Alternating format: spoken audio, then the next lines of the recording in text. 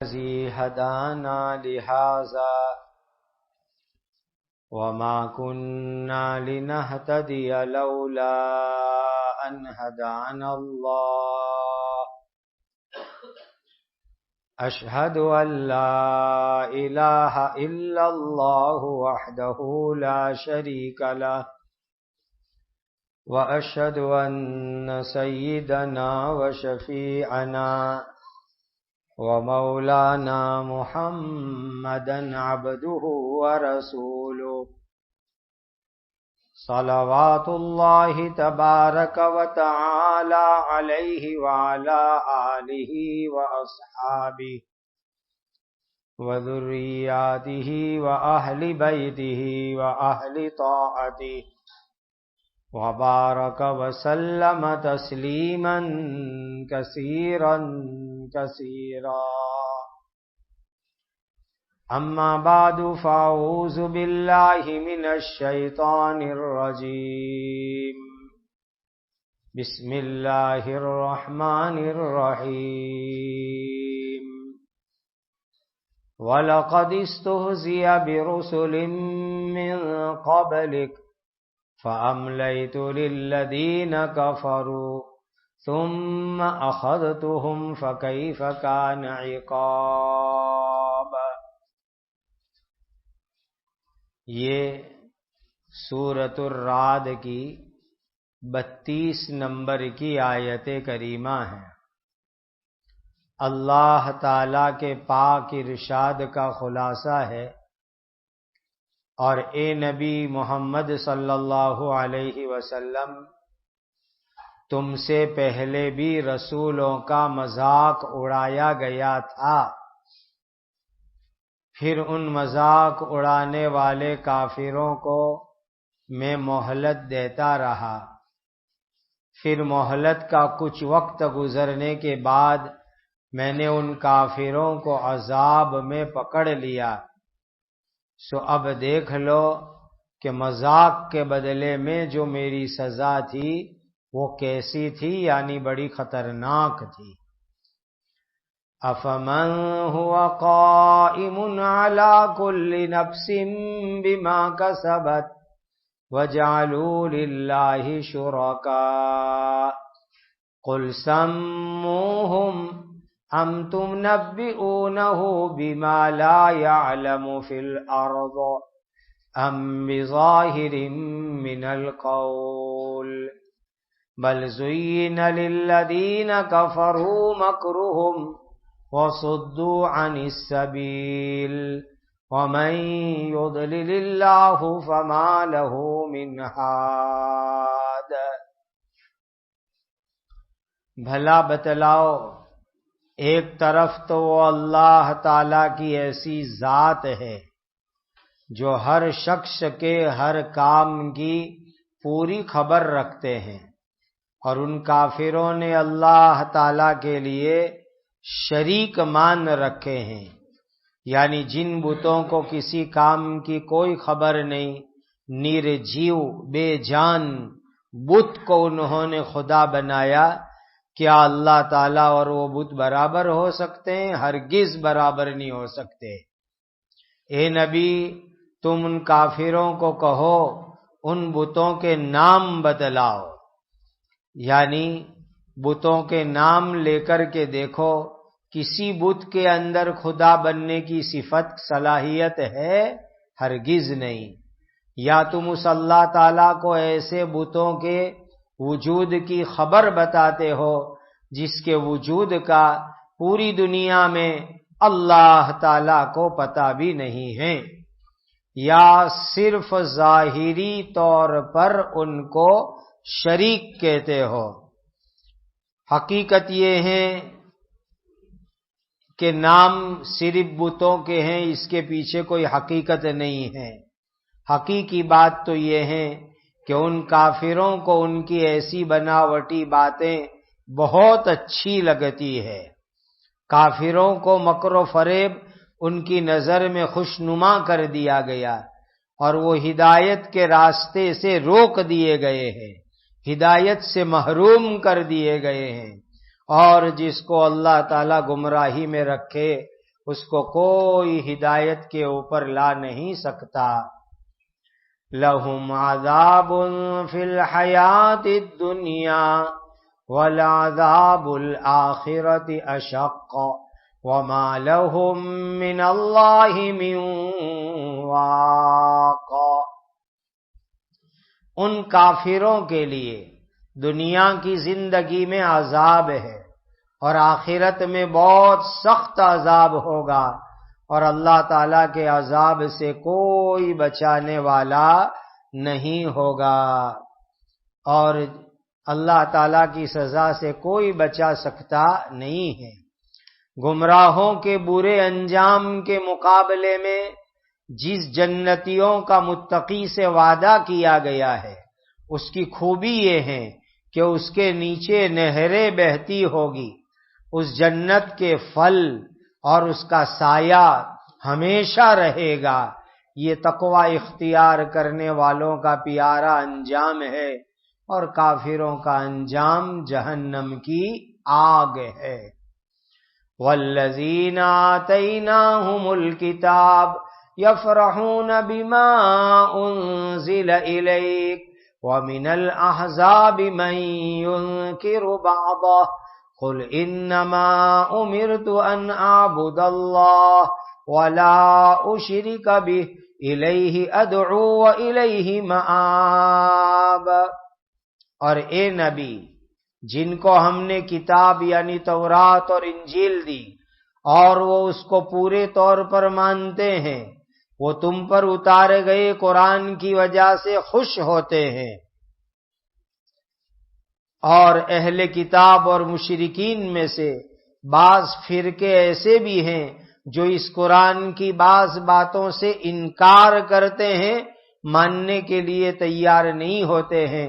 اے نبی، تم ان سے کہہ دو کہ مجھ کو یہی حکم دیا گیا ہے کہ میں اللہ تعالیٰ کی عبادت کروں، اور میں اس اللہ تعالیٰ کے ساتھ کسی کو شریک نہ کروں، اسی کی طرف میں دعوت دیتا ہوں، اور اسی اللہ تعالیٰ کے پاس مجھے لوٹ کر کے جانا ہے۔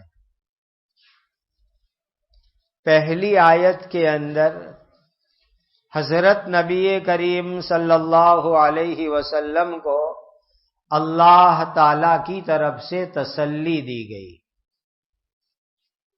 بات ایسی تھی کہ حضرت نبی کریم صلی اللہ علیہ وسلم نے مکہ کے لوگوں کو، عرب کے لوگوں کو ایمان کی دعوت دی، ان کو معجزات اور چمتکار دکھلائے، ان کو اللہ کا قرآن پڑھ کے سنایا، پھر بھی وہ لوگ ایمان نہیں لائے اور حضرت نبی کریم صلی اللہ علیہ وسلم کی بات نہیں مانی، تو اللہ تعالی کی طرف سے ان کو دھمکی دی گئی کہ تم ہمارے نبی کی بات نہیں مانو گے، ہم تمہارے اوپر عذاب بھیجیں گے، سزا بھیجیں گے۔ اور عذاب اور سزا دو طرح آ سکتی ہے، ڈائریکٹ مکہ کے اوپر عذاب آوے، یا یہ کہ مکہ کے آجو باجو کے اندر ہم عذاب بھیجیں۔ کتنی بڑی دھمکی اللہ کی طرف سے دی گئی، حالانکہ مکہ تو حرم ہے، مکہ تو پاکیزہ جگہ ہے، لیکن اس مکہ کی پاک زمین کے اوپر جب کافروں نے بت پرستی کی اور اللہ کی عبادت کرنے کے بجائے بتوں کی عبادت کی، تو اللہ تعالیٰ نے ان کو فرمایا کہ ہم تمہارے اوپر عذاب بھیجیں گے۔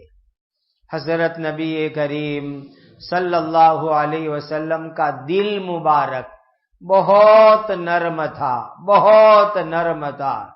حضور پاک صلی اللہ علیہ وسلم کی پیاری پیاری چاہت یہ تھی کہ سب لوگ ایمان لے آوے، سب مسلمان ہو جاوے اور جنتی بن جاوے، لیکن جب ان کافر لوگوں نے ایمان قبول نہیں کیا اور اللہ نے عذاب کی دھمکی دی، تو حضرت نبی کریم صلی اللہ علیہ وسلم کو رنج ہوا، غم ہوا، صدمہ ہوا کہ اللہ، یہ میرے مکہ کے رہنے والے لوگ، یہ میرے عرب کے لوگ ایمان نہیں لاتے، کلمہ نہیں پڑھتے اور قرآن کی بات مانتے اور سمجھتے نہیں ہیں، تو اب یہ لوگ جہنم کی آگ میں جلیں گے۔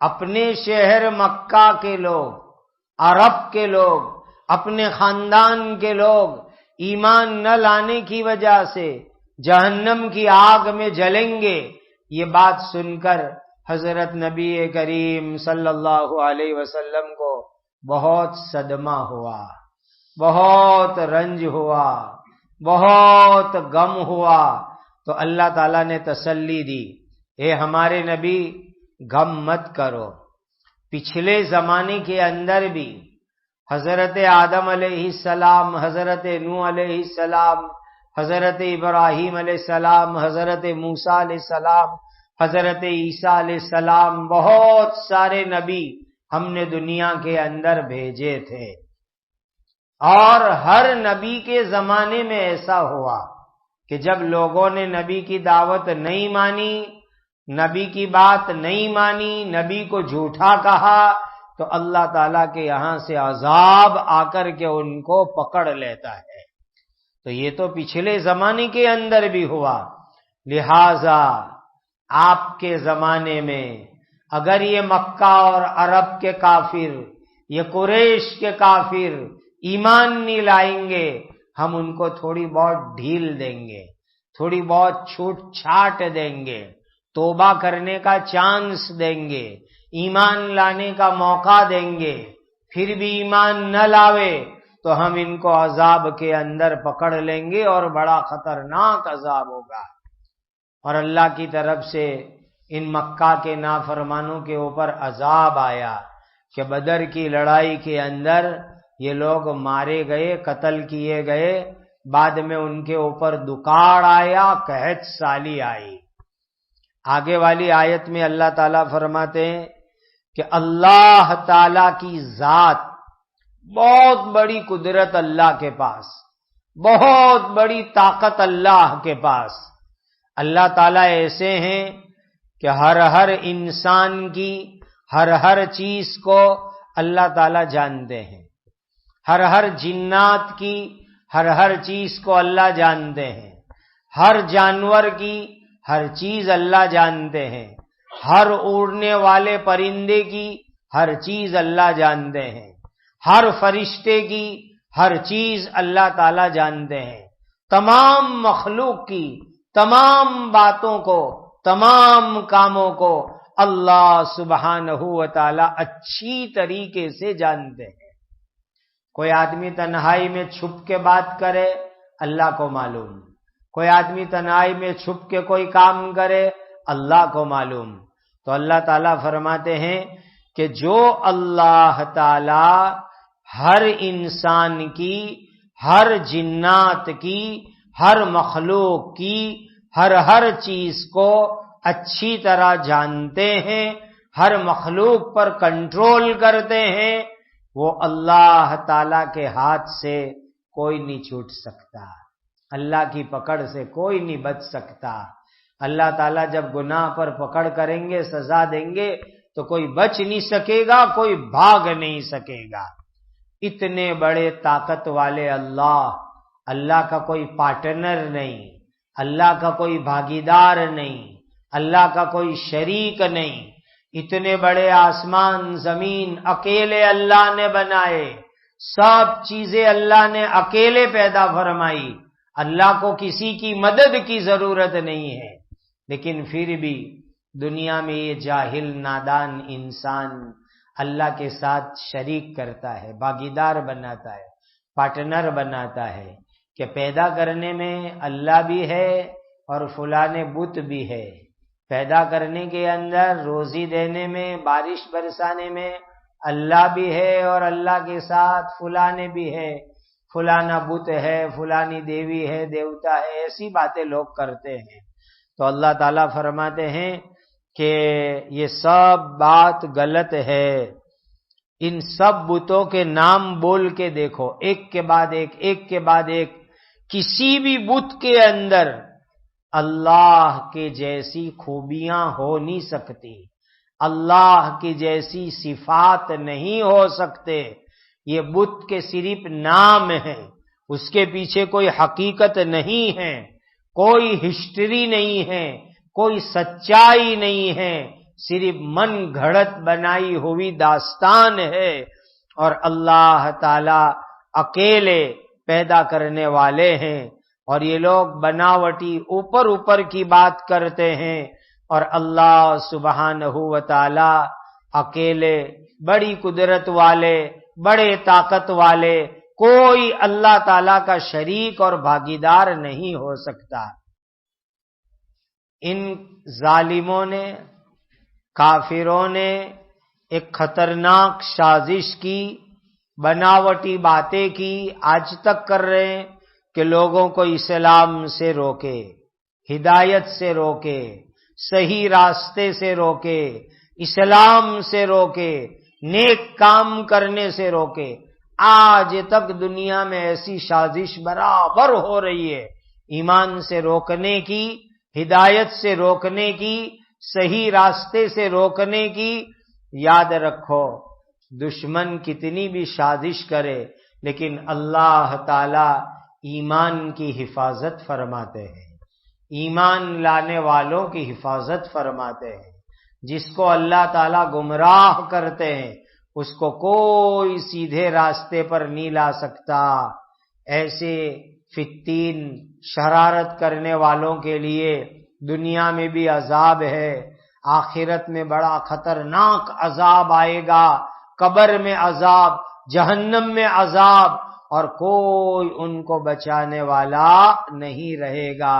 جب اللہ پکڑیں گے تو کوئی ان کو بچانے والا نہیں رہے گا.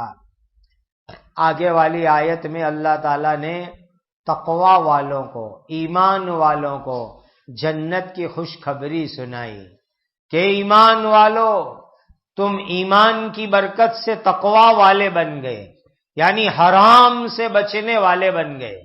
تقوی والے یعنی حرام سے بچنے والے، غلط کام سے بچنے والے، برے کام سے بچنے والے. اللہ تعالیٰ ایسے لوگوں کو جنت دیں گے. جنت کی پہلی خوبی کیا ہے کہ اس کے اندر زمین کے نیچے پانی کی نہریں چلتی ہے، اور یہ عجیب منظر ہوگا. حقیقت اس کی ہم دنیا میں رہ کے سمجھ نہیں سکتے کہ اوپر زمین اور نیچے پانی چلتا ہوئے. یہ تو سمجھ میں آتا ہے کہ باغ ہو، باڑی ہو، گارڈن ہو، اس میں بیچ بیچ میں نہر ہو، بیچ بیچ میں پانی کے چشمے اور جھرنے بنے ہوئے ہو. یہ تو سمجھ میں آتا ہے، یہ تو ہم دیکھتے ہیں.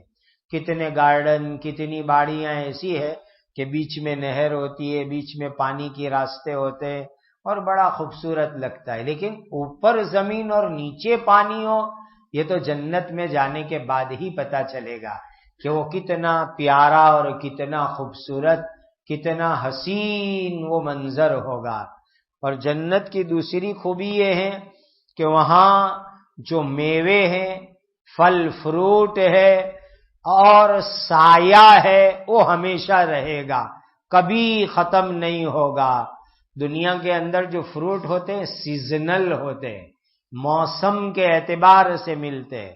ابھی آم کی موسم چل رہی ہے، کچھ دنوں کے بعد آم کی موسم ختم ہو جائے گی تو پھر آم نہیں ملیں گے، ملیں گے تو بھی فروزن ملیں گے جس میں کوئی سواد نہیں ہوئے. اور ابھی اس کی سیزن ہے تو اصلی آم ملتے ہیں. پھر دوسرے فروٹ کی سیزن آئے گی، پھر تیسرے فروٹ کی سیزن آئے گی. سیزن میں فروٹ ملتا ہے، لیکن جنت کے اندر ہر فروٹ، ہر میوہ، ہر پھل، ہر وقت ہمیشہ ملتا رہے گا اور اس میں کبھی کمی نہیں آئے گی.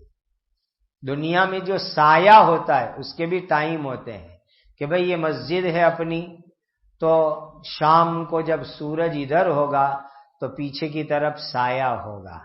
صبح میں سورج نکلے گا، آگے محراب کی طرف سایہ ہوگا. دوپہر کے وقت کے اوپر سایہ بالکل نہیں ہوگا، جب سورج بالکل مسجد کے اوپر ہوگا ایسے وقت پر. تو دنیا کے اندر درخت کا، بلڈنگ کا سایہ کبھی ہوتا ہے، کبھی نہیں ہوتا ہے. ابھی سورج ہی نہیں ہے تو سایہ بھی نہیں ہے. لیکن جنت کے اندر اللہ نے ایسی لائٹنگ رکھی ہے، ایسی چمک رکھی ہے، ایسا نورانی سایہ رکھا ہے کہ وہ ہمیشہ وہ نورانی سایہ رہے گا. اور کیسا عجیب سایہ رہے گا، اس کو سمجھانے کی بات کہہ رہا ہوں. حقیقت تو اس سے بہت آگے ہے کہ کبھی کوئی شاندار پارٹی پلاٹ میں چلے گئے، میرج پلاٹ کے اوپر جہاں شادی کے لیے سب سجاوٹ ہوتی ہے، تو آپ نے دیکھا ہوگا کہ ابھی لال لائٹیں جلے گی تو پورا منڈپ، پورا میدان، پوری کرسیاں سب لال لال لال لال لائٹ والی ہو جائے گی. پھر تھوڑی دیر کے اندر یہ لال لائٹ بند ہو کر کے بلو لائٹ چالو ہوگی، تو پورا میدان، پورا منڈپ، پوری کرسی بلو بلو بلو بلو معلوم ہوگی. پھر بلو لائٹ بند ہو جائے گی، پھر سلور لائٹ چالو ہوگی، تو پورا میدان، پوری کرسی سب سلور سلور، چاندی جیسی چمک چمک والی ایسی لائٹنگ بدلتی رہتی ہے. 5 7 10 کلر کی لائٹیں بدلتی ہیں. ایسا سوئمنگ پول کے اندر بھی ہوتا ہے کہ جہاں سوئمنگ پول میں کسی نے لائٹیں لگائی ہے تو کبھی لال لائٹ چلتی ہے تو پورا پانی لال لال لگے گا، پھر بلو لائٹ آئے گی پورا پانی بلو لگے گا، پھر جو ہے سفید لائٹ آئے گی پورا پانی سفید رہے گا. قسم اللہ پاک کی، جنت کے اندر جو لائٹنگ ہوگی، جنت کے اندر جو نورانیت ہوگی، جنت میں جو چمک اور روشنی ہوگی، اس کا کلر، اس کا سایہ، اس کا سما، اس کا منظر ہر وقت بدلتا رہے گا اور اتنا پیارا، اتنا حسین رہے گا کہ انسان کی سمجھ اور عقل سے بہت آگے ہوگا. دنیا میں 10 15 کلر کی لائٹنگ ہوتی ہے، وہاں جنت میں ہزاروں کلر کی لائٹیں ہوگی، ہزاروں کلر کا نور ہوگا، ہزاروں کلر کی چمک ہوگی، اور اتنا پیارا منظر جنت میں لگے گا کہ ہمیشہ وہاں سایہ سایہ ہوگا. اور جنتی لوگوں کو اللہ یہ نعمت عطا کریں گے، اور یہ نعمت اللہ تعالی تقوی کی برکت سے عطا کریں گے. اللہ ہم سب کو اس جماعت میں شامل فرمائے. حدیث میں آتا ہے ایک دن نبی پاک صلی اللہ علیہ وسلم نے ظہر کی نماز پڑھائی. عجیب بات ہو گئی کہ چالو نماز میں نبی پاک صلی اللہ علیہ وسلم آگے چلے گئے. جیسے یہ امام صاحب کا مصلی ہے تو حضور چالو نماز میں نماز پڑھا رہے تھے، ایک دم آگے چلے گئے. تو صحابہ بھی آگے آ گئے، پیچھے جتنی صفیں تھی. تھوڑی دیر نبی کریم صلی اللہ علیہ وسلم آگے رہے، ایسا لگا کہ حضور کچھ لینا چاہتے ہیں، جیسے کہ آدمی آگے بڑھ کے کچھ لے لیتا ہے.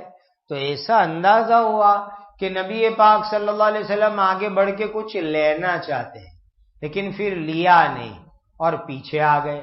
نماز ختم ہو گئی. تو اس امت کے بہت بڑے قاری صاحب، ان سے بڑا کوئی قاری نہیں، حضرت ابی بن کعب رضی اللہ تعالی عنہ اس امت کے سب سے بڑے قاری صحابی ہے، حضرت ابی بن کعب رضی اللہ تعالی عنہ. انہوں نے نبی کریم صلی اللہ علیہ وسلم کو پوچھا کہ حضور آج نماز میں عجیب بات دیکھی کہ آپ آگے چلے گئے، ایسا اندازہ ہوا کہ کچھ لینے چاہتے ہیں. تو نبی کریم صلی اللہ علیہ وسلم نے کیا فرمایا؟ میں جب تم کو نماز پڑھا رہا تھا تو اللہ نے جنت کو میرے سامنے کر دیا. جنت میرے سامنے آ گئی تو جنت کے اندر سے پھل فروٹ کے درخت بھی میرے سامنے آئے. اتنے میں انگور کی بیلیاں میرے سامنے آئی. تو ایک انگور کا خوشہ یعنی جھمکا وہ میرے سامنے آیا. تو میں نے ارادہ کیا کہ چلو وہ انگور کا جھمکا میں لے لو. پھر بیچ میں پردہ آ گیا اور آگے فرمایا کہ اگر میں نماز کے اندر وہ انگور کا جھمکا توڑ لیتا تو ساری دنیا کے لوگ اس کو کھاتے اور کبھی وہ ختم نہیں ہوتا. اس لیے کہ وہ جنت کی نعمت تھی اور کبھی وہ ختم ہونے والی نہیں. دنیا کے اندر جو انگور کے خوشے اور جھمکے ہوتے ہیں، لاریے والے بیچنے آتے ہیں تو ہم نے دیکھے اتنا اتنا اتنا اور کتنا بڑا. تفسیر کی روایتوں میں آتا ہے کہ جنت کے اندر انگور کے جو جھمکے ہوں گے، خوشے ہوں گے، کتنے بڑے ہوں گے۔ پیارے آقا حضرت محمد الرسول اللہ صلی اللہ علیہ وسلم نے فرمایا، ایک کالا کوا اڑنا چالو کرے جنت کے جھمکے کے اوپر، کوا اڑے تو 1 مہینے تک اڑتا چلا جاوے، اتنا لمبا جنت کے انگور کا جھمکا اللہ نے بنایا ہے۔ اب اندازہ لگاؤ کہ اس میں کتنے ٹن اور کتنے کوئنٹل جو ہے انگور ہوگی، اور جنتی لوگوں کو وہ انگور کھانے کا کتنا مزہ آئے گا۔ ایسی ایسی نعمت اللہ تعالی تقوی کی برکت سے جنت کے اندر انشاءاللہ عطا فرمائیں گے۔ صاف فرما دیا، تلک عقبی الذین اتقوا، یہ تقوی والوں کو اللہ دیں گے جو حرام سے بچتے ہیں، جو گناہ سے بچتے ہیں، اور جو لوگ اللہ کو راضی کر کے زندگی گزارتے ہیں، ایسے لوگوں کو اللہ ایسی جنت عطا فرمائیں گے۔ اللہ ہمیں دنیا میں اپنے فضل اور کرم اور مہربانی سے تقوی والی زندگی عطا فرمائے، حرام سے حفاظت والی زندگی عطا فرمائے، اور اس کی برکت سے اللہ تعالی آخرت میں ہم سب کو جنت الفردوس کی عالی شان نعمت عطا فرمائے۔ آگے والی آیت میں اعلان کرا دیا گیا کہ یاد رکھو، ایک اللہ کی عبادت کرنی ہے، اللہ کے ساتھ عبادت میں کسی کو شریک نہیں کرنا، ایک اللہ کی خود بھی عبادت کرو اور ایک اللہ کی عبادت کی دعوت دو، اور یاد رکھو سب کو اللہ کے دربار کے اندر لوٹ کر کے جانا ہے۔ آج دنیا میں جو یہود نصارہ ہے، چونکہ ان کو بھی اللہ نے تورات انجیل کتاب دی تھی، اسی لیے اس میں سے بہت سارے لوگ بھی اللہ کے ایک ہونے کو، مرنے کے بعد کی زندگی کو مانتے ہیں، اور بہت سارے لوگ ایک اللہ کو اور مرنے کے بعد کی زندگی نہیں مانتے۔ اللہ کا بہت بڑا احسان ہے، اس نے ہم کو ایک اللہ کی عبادت کی توفیق دی۔ اللہ مرتے دم تک یہ توفیق عطا فرماوے، اور ایک اللہ کی عبادت کی دعوت دینے والا اللہ ہمیں بنا دے، اور اللہ ہمیں حرام سے بچنے والا اپنے کرم اور فضل سے بنا دے، سمجھو کہ یہ آدمی انشاءاللہ جنتی ہے۔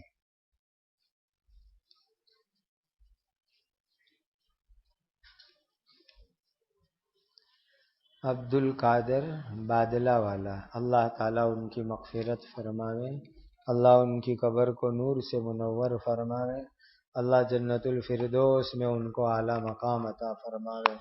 جتنے بھی لوگ انتقال کر گئے، اللہ تمام مرحومین کی مغفرت فرماوے۔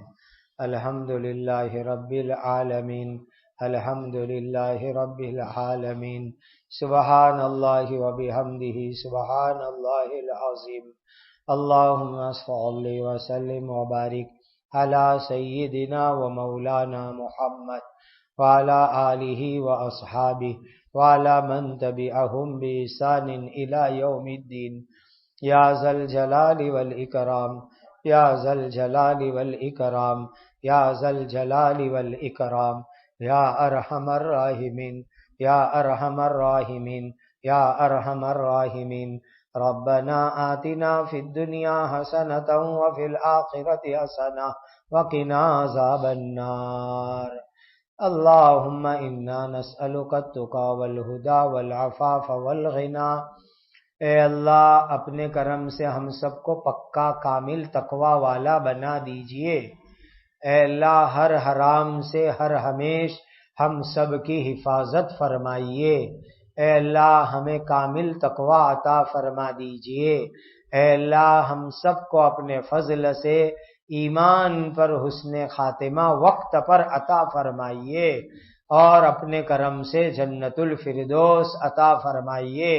اے اللہ جتنے بھی لوگ رمضان میں اور ابھی اور یہ کورونا کے زمانے میں انتقال کر گئے، تمام کی مغفرت فرماؤ، تمام کی مغفرت فرماؤ، تمام کی مغفرت فرماؤ، تمام کو جنت الفردوس عطا فرماؤ، تمام کو شہادت کا درجہ عطا فرماؤ۔ پوری امت کی مغفرت فرماؤ۔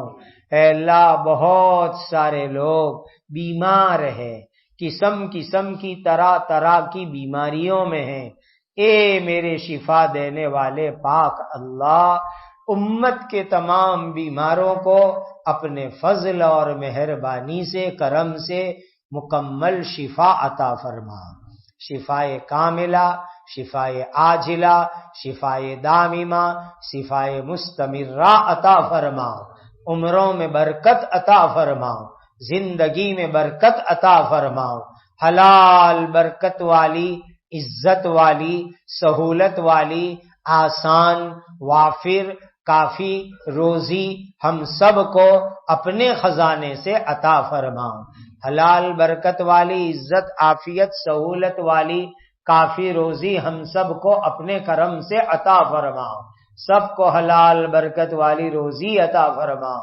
محبوسین کو رہائی عطا فرماؤ۔ اے اللہ پورے عالم کے اندر اہل ایمان کی جان کی، مال کی، عزت کی، عصمت کی، مکان کی، جائیداد کی، ہر چیز کی اپنی مہربانی سے حفاظت فرماؤ۔ اے اللہ مظلومین کی نصرت اور مدد فرماؤ، ظالموں کو ایمان عطا فرماؤ، اے اللہ ظلم کو ختم فرماؤ، امن و امان، عدل و انصاف کا بول بالا فرماؤ۔ اے اللہ یہ کورونا اور یہ وائرس اور یہ کووڈ اور دوسری بیماریاں بہت پھیلی ہوئی ہے، اے اللہ یہ سب آپ کے قبضے قدرت کے اندر ہے، اپنے کرم سے ان تمام بلا مصیبت بیماریوں کا خاتمہ فرماؤ، اے اللہ سازشوں کا خاتمہ فرماؤ اور انسانیت کو شفا، ہدایت، حفاظت عطا فرماؤ، جو جس پریشانی میں ہے اس سے نجات عطا فرماؤ۔